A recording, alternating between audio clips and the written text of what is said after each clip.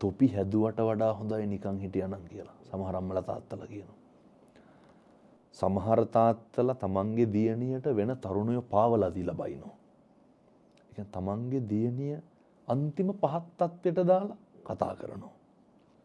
එතකොට තමන්ගේ පුතා දෙමව්පියෝ විසින් කුඩුකාරයෙක් කරනවා.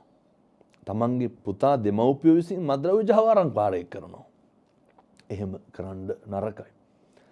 එතකොට අර එක තාත්තා කෙනෙක් මගෙන් අහනවා පහුගිය දවස්වල අර අපෙන් කෙරෙන්න තියෙන දේ කෙරෙන්නේ නැතුව දරුවන්ගෙන් විතරක් කෙරෙන්න තියෙන දේ බලාපොරොත්තු වෙන දෙමව්පියෝ ඉන්නවනේ.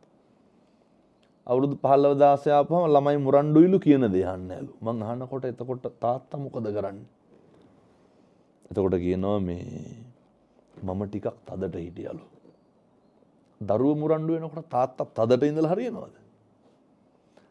අර මෝඩ කතාවක් අයියර. මම තදට ඉන්නවා අරයා බුරුලට ඉන්නවා කියලා කියනව නේද? එහෙම එකක් මේකේ තියෙන හේතුවක් නැහැ. පොඩි කාලේ දැන් දෙමව්පියන්ට පුරුද්දක් තියෙන්න ඕන දරුවොත් එක්ක ගිහිල්ලා පන්සලක බෝමලුව ඇමදලා චෛත්‍ය මලුව ඇමදලා දේවාලයකට ගිහිල්ලා නේ කිරියම්මට කිරියත්තට බැඳලා පුදලා අර ගෙවල් වල කොච්චර දබර වෙනවද දරුවෝ ඉස්සරහ කොච්චර කුණු හරප ගියා ගන්නවද කොච්චර ගහ ගන්නවද එතකොට කොච්චර පෙළනවද නේ අනේක ඒවත් එක්ක හැදෙනකොට මොකද වෙන්නේ